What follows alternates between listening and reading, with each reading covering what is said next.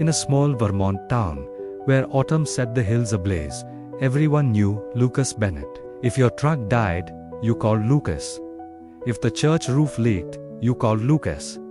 He was the guy who always showed up, believing that's what made him a good man, maybe even a loved one.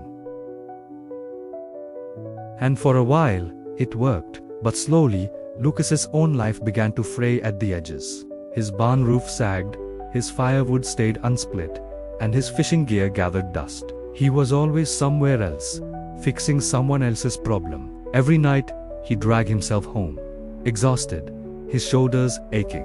His grandmother, sitting by the wood stove, would look up and say softly, "Lucas, honey, you give the whole world your hours.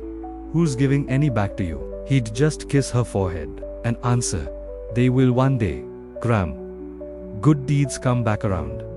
But they never did. Then came the first hard frost of November. A brutal nor'easter rolled in, the kind of storm that tears shingles off roofs and floods cellars. The whole town scrambled to prepare. Lucas, true to form, spent the entire afternoon helping his buddy Ryan tarp a leaking hayloft and move cattle to higher ground. It was only when the sky turned black and the rain came down in sheets that he remembered his own small herd of goats and his open hay shed. He ran home, slipping in the mud, but it was too late. His winter hay was soaked and ruined, his goats shivering in the cold. He stood on his porch in the downpour, water streaming off his hat, staring at the wreckage of his year's work. His grandmother handed him a towel without a word. That night, all she said was, "You saved every neighbor's harvest, Lucas, except your own." In that quiet moment, something inside him cracked. The next morning, Lucas drove his old pickup down to the river to see Mr. Elias, the town's unofficial wise man. Lucas poured it all out. The exhaustion, the emptiness, the resentment he was ashamed to feel. Elias listened, chewing on an unlit pipe, watching the current roll past. Finally, he spoke. "You see this river, son? It feeds every farm for 50 miles. But when the spring storms come and the river tries to be everything to everybody, what happens?" Lucas shrugged.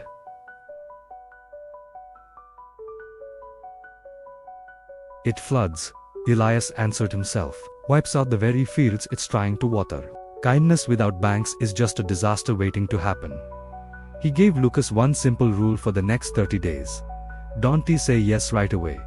When someone asks for help, pause. Ask yourself, can I truly afford to give this piece of myself right now? If the honest answer is no, say, "I can't today." Then watch. The first week felt like walking on hot coals. Ryan showed up Monday morning. "Lucas, my furnace died, can you come look?" Lucas felt the old, familiar pull, but he looked at the stack of firewood still waiting for his grandmother and answered, "Not today, man. Maybe tomorrow." Ryan stared, like Lucas had grown a second head, muttered something, and left. Lucas felt a sharp stab of guilt. Then he went out and split twice as much wood as usual before lunch. By sunset, his own porch was stacked high for the first time in years. Day after day, the requests kept coming. And day after day, Lucas sighed no, politely, firmly, but no. And a miracle began to unfold. His barn roof got patched. His goats got new, dry bedding. He slept 8 full hours for the first time he could remember. On the 10th day, another storm hit. Water poured through the same hole in Ryan's barn roof that Lucas used to fix every year.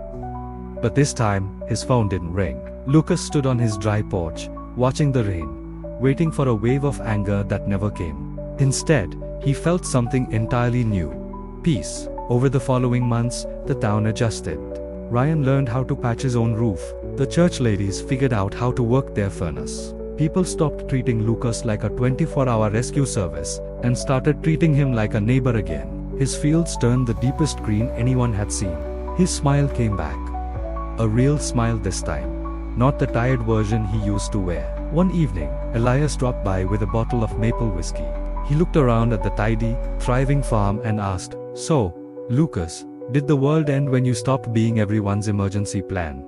Lucas let out a full, easy laugh. "No, Elias. It just finally started including me." Here is the powerful truth this story carries. You are not selfish for protecting your time. You are wise. You are not unkind for saying no, you are building the boundaries that let real kindness breathe. The world will not fall apart when you stop being instantly available. It will simply learn to stand on its own 2 feet, and so will you. People don't respect what you give away for free, they respect what you choose to protect. So protect yourself first. Say yes to your peace, your rest, and your dreams. Because the moment you start saying yes to yourself, life finally says yes back. If this story resonated with you, and you feel that pull to please everyone at your own expense, know that you're not alone. It's a difficult pattern to break, but it's possible. True strength isn't about carrying everyone else's burdens. It's about knowing when to set them down to take care of your own. Learning to set boundaries is a journey, and every small no is a step towards a more balanced and fulfilling life. If you're struggling, talking to a friend, a family member, or a professional can make all the difference. You deserve the same care and attention you so freely give to others. Thanks for watching. If you found this story helpful, please like, share, and subscribe for more content that helps you build a stronger, more peaceful life. We'll see you in the next video.